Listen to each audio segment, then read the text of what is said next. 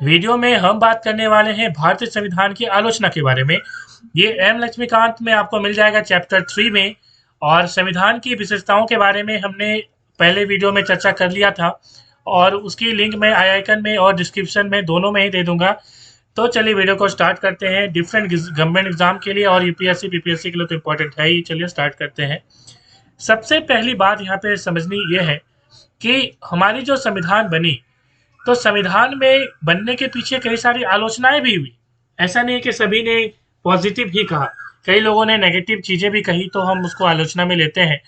तो सबसे पहले हम जो आलोचना है वो वकीलों का स्वर्ग कहा गया। हमारे भारतीय संविधानों को वकीलों का स्वर्ग कहा गया। इसके पीछे कारण समझिए, क्योंकि हमारी जो संविधान है काफ़ी जटिल कही गई कि काफ़ी जटिल है। इसको समझना आम जो लोग हैं उसके बूते की बात नहीं है ये। इसलिए ये वकील ही समझ सकते हैं और आगे जाकर ये वकीलों का स्वर्ग बनेगा। वकील इससे काफ़ी ज़्यादा जो है आमदनी वगैरह करेंगे, ऐसी बातें कही गई। तो एग्जैक्टली क्या कहा गया चलिए जान लेते हैं। सबसे पहले सर आइवर जो जेनिंग्स हैं, सर आइवर जेनिंग्स याद रखेंगे, एग्जाम में बहुत ज़्यादा पूछा जाता है इनके बारे में। इन्होंने कहा कि वकीलों का स्वर्ग जो है वो हमारा भारतीय संविधान है। अगली चीज जो बहुत इंपॉर्टेंट है, एच के माहेश्वरी की, उन्होंने कहा कि संविधान सभा के ये सदस्य रह चुके थे, मैं बता दूं यहाँ पे। तो प्रारूप लोगों को अधिक मुकदमेबाज बनाता है। जो प्रारूप रखी गई थी, जो कि आपको पता है बी आर अम्बेडकर के द्वारा रखी गई थी, प्रारूप समिति के वो अध्यक्ष थे। तो एच के माहेश्वरी जी ने कहा कि ये जो प्रारूप है ये अधिक मुकदमेबाज बनाता है ना। और लोग क्या करेंगे, लोग मुकदमा ठोकने के लिए जो है हमेशा कोर्ट में चले जाएंगे। ठीक है, तो ये बातें जो है इसमें प्रारूप को देखकर कही गई कि बात बात में लोग जो है कोर्ट का दरवाजा खटखटाएंगे और मुकदमा जो है वो वहाँ पे ये करके आ जाएंगे। अगली बात, उसी प्रकार संविधान सभा के एक अन्य सदस्य हुआ करते थे जिनका नाम था पी आर देशमुख। इन्होंने क्या कहा देखिए, इन्होंने कहा मैं यह कहना चाहूंगा कि सदन के समक्ष डॉक्टर अंबेडकर ने जो अनुच्छेदों का प्रारूप प्रस्तुत किया है मेरी समझ से अत्यंत भारी भरकम है, जैसा कि एक भारी भरकम जिल्द वाला विधि ग्रंथ। तो इन्होंने कहा कि भाई काफ़ी ज़्यादा जटिल है, काफ़ी ज़्यादा भारी है, लगता है कि कोई जो है कोई धार्मिक ग्रंथ हो। तो ऐसा नहीं होना चाहिए, आसान होना चाहिए था, ऐसा कहना था पी आर देशमुख जी का। अगला चलते हैं हम लोग। अगली जो आलोचना है वो है 1935 के अधिनियम की कार्बन कॉपी। कहा गया कि जो हमारा संविधान है वो 1935 का जो अधिनियम है जो अंग्रेजों के द्वारा बनाई गई थी उसकी एक कार्बन कॉपी है, मतलब कि बिल्कुल कॉपी करके पेस्ट कर दिया गया, ऐसी बातें कही गई। तो यहाँ पे देखिए इसमें एन श्रीनिवासन जी क्या कहते हैं, इनको इनकी जो लाइन है सुन लीजिए। इन्होंने कहा कि भारतीय संविधान भाषा और वस्तु दोनों की तरह से 1935 के अधिनियम की नकल है। उसी प्रकार सर आइवर जेनिंग्स, ब्रिटिश जो संविधानवेत्ता थे ये, उन्होंने कहा कि भारतीय जो संविधान है भारत सरकार अधिनियम 1935 से सीधे निकलता है, जहां से वास्तव में अधिकांश प्रावधानों के पाठ बिल्कुल उतार लिए गए हैं। तो इन्होंने भी कहा कि बिल्कुल कॉपी करके पेस्ट कर दिया गया है। आगे पुनः जो है पी आर देशमुख जी क्या कहते हैं सुनिए। संविधान सभा के ये सदस्य रह चुके हैं जैसा कि मैंने कहा था। तो इन्होंने कहा कि संविधान अनिवार्यतः भारत सरकार अधिनियम 1935 का ही जो है वो कॉपी है। इसमें जस्ट एक वर्ड जोड़ दिया गया है सिर्फ एडिशनली, वो है वयस्क मताधिकार, जो कि 1935 वाला अधिनियम में नहीं था। इसमें सिर्फ ये जोड़ दिया गया कि हाँ वयस्क मताधिकार वाले जो है वोट दे सकते हैं। इस तरह की बातें जो है की गई थी। आगे हम बात करें तो इस आलोचनाओं को जो है उत्तर बी आर अम्बेडकर जी देते हैं। अब बड़ी बड़ी एग्जाम में पूछा जाता है। उन्होंने कहा कि ठीक है 1935 का हमने कॉपी कर लिया है तो इस पे कोई दिक्कत नहीं है, हम इसके लिए जो है ऐसा नहीं कि मैं माफी मांगूंगा, नहीं बिल्कुल भी नहीं। क्या दिक्कत है, यदि हम 1935 के संविधान जो अधिनियम है, भारत सरकार अधिनियम है, उसको हम यदि कॉपी ही कर लेते हैं तो दिक्कत वाली क्या बात है। जो अच्छी चीजें हैं उसको कॉपी कर लेनी चाहिए। और ऐसा भी नहीं है कि इसमें किसी की कॉपीराइट है ना। जैसे हम लोग पढ़ते हैं ट्रिप्स वगैरह जो हम लोग पढ़ते हैं, तो ऐसा तो नहीं है कि इसमें कोई कॉपीराइट है ना। तो ये पेटेंट राइट है नहीं, तो हम क्या दिक्कत है, कॉपी कर ही सकते हैं। अगली बात, अगला जो पॉइंट है वो है गैर भारतीय अथवा भारतीय विरोधी। तो कई लोगों ने कहा कि भाई ये जो हमारा भारतीय संविधान है ये गैर भारतीय है।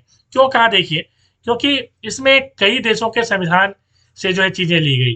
जैसा कि आपको पता है कि जो मूल अधिकार, जो मूल अधिकार है, फंडामेंटल राइट, वो आपको पता है यूएसए से लिया गया, है ना। आपको पता है आयरलैंड से जो है नीति निर्देशक सिद्धांत लिए गए। आपको पता है कि जो हमें संसद जो व्यवस्था है वो ब्रिटेन से ली गई। इस तरह से कई सारी चीज़ें जो अलग-अलग देशों से ली गई।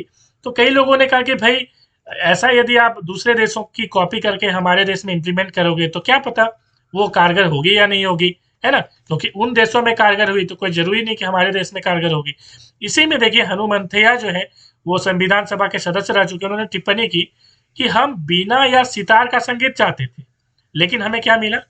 बिना सितार हमें पता है कि भारतीयों की एक जो है वीणा आपको पता है कि सबसे जो पुरानी जो इंस्ट्रूमेंट है, म्यूज़िकल इंस्ट्रूमेंट है, आपको पता होना चाहिए वो वीणा है, ठीक है?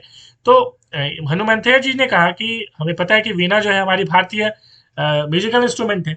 तो उन्होंने कहा कि हम तो चाहते थे कि वीणा या सितार का संगीत, लेकिन हमें क्या मिल गया? इंग्लिश बैंड का संगीत हमें जो है वो मिल गया। ऐसी उन्होंने आलोचना की संविधान के बारे में। तो ये चीज़ें आगे लोकनाथ मिश्रा जी क्या कहते हैं, एक अन्य संविधान सभा के सदस्य ये हैं और उन्होंने कहा कि पश्चिम का दासवत अनुकरण, बल्कि पश्चिम को दासवत आत्मसमर्पण का। उन्होंने कहा कि ये जो वेस्टर्न कंट्री से आपने उठा लिया है ना? ये तो बिल्कुल अनुकरण ही नहीं है। ऐसा नहीं कि हम उसको फॉलो कर रहे हैं, बल्कि हम तो आत्मसमर्पण कर दिया कि हम अपना संविधान बना ही नहीं सकते हैं, बस हमें कॉपी कर लेना है। ऐसी बातें उन्होंने कही। चलिए आगे हम लोग जानते हैं लक्ष्मी नारायण साहू ने क्या कहा। उन्होंने कहा कि जिन आदर्शों पर यह प्रारूप संविधान गढ़ा गया था, भारत की मूलभूत आत्मा उनमें प्रकट नहीं होती। इनका यह कहना था कि चूंकि हमें पता है कि भारतीय संविधान क्यों हमने जो है संविधान सभा बनाया, क्योंकि हम अपना संविधान बनाना चाहते थे, मगर हमने क्या कर लिया? तो हमने कॉपी कर लिया। तो इस तरह से जो है ये चीजें ये कहते हैं कि ये कहीं ना कहीं जो है ये जो मूलभूत जो यहाँ पे आइडियोलॉजी थी उसका ये विरोधाभास है। अगला, गांधीवाद से दूर संविधान। अब गांधीवाद क्या कहता है? तो आलोचक ने कहा कि ये जो संविधान आप बना रहे हो, ये गांधीवादी विचारधारा इसमें है ही नहीं। क्यों नहीं है? कुछ लोगों का कहना था कि हमें पता है कि गांधी जी कहते हैं कि ग्राम पंचायत जो है होना चाहिए। जैसा कि आपको पता है कि त्रिस्तरीय, ठीक है, त्रिस्तरीय अभी हमारी सरकार चलती है, मगर ये कब आई? 1992 में। आपको पता होना चाहिए नरसिम्हा राव जी की सरकार में जो है ये 73rd और 74th जो अमेंडमेंट हुआ था संविधान संशोधन, उसमें ये चीजें जो है त्रिस्तरीय सरकार की यहाँ पे चर्चा हुई और यहाँ पे किया गया। त्रिस्तरीय का मतलब हो गया केंद्र में एक सरकार होगी, एक राज्य में सरकार होगी और एक स्थानीय सरकार होगी। स्थानीय का मतलब है ग्राम पंचायत और आपको पता है कि नगर निगम वगैरह जो होता है, ठीक है। तो इस तरह से 3 स्तरीय सरकार कब आया? तो ये 1992 में आया। तो यहाँ पे स्थानीय सरकार की जो बात मैं कर रहा हूँ कि गाँव में सरकार होनी चाहिए, वो बात गांधी जी कहते थे।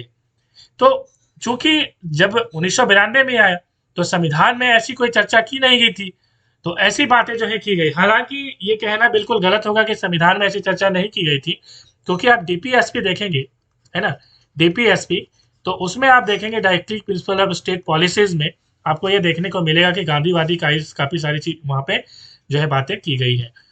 चलिए आगे हम लोग यहाँ पे देख लेते हैं कि क्या लोगों ने कहा। तो टी प्रकाशम जो है संविधान सभा के एक सदस्य थे, उन्होंने कहा कि इस कमी का कारण गांधी जी के आंदोलन में अंबेडकर की सहभागिता नहीं होना है। उन्होंने कहा कि ये जो संविधान में गांधीवादी जो विचार नहीं है, उसके पीछे कारण ये है कि गांधी जी और अंबेडकर में दोनों में कभी जो है बनता नहीं था, है ना। वो दोनों बिल्कुल झगड़ते रहते थे। उनका ये कहना था कि दोनों जो है आपस में बिल्कुल भी मेल मिलाप नहीं था। सहभागिता जो है अंबेडकर जी का, गांधी जी के जितने भी आंदोलन जो है गांधी जी ने चलाए, अंबेडकर जी ने उसमें कोई भी सहयोग नहीं दिया, इसलिए ऐसा संविधान में भी प्रतिबिंबित जो है होता है।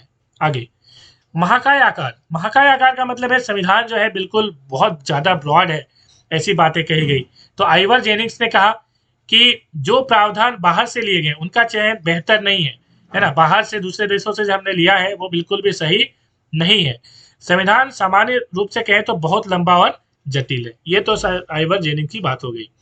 आगे हम यदि एच.वी. कामत की हम बात करें, उन्होंने कहा कि जिस किरीट का हमने अपनी भाषा के लिए चयन किया है वो एक हाथी के समान है ना, बहुत बड़ा हाथी जिसको समझना बहुत मुश्किल है।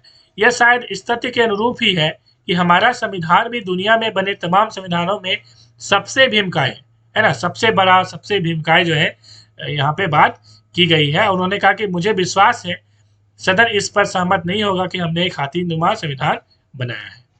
आगे चलते हैं। सबसे इंपॉर्टेंट उधार का संविधान।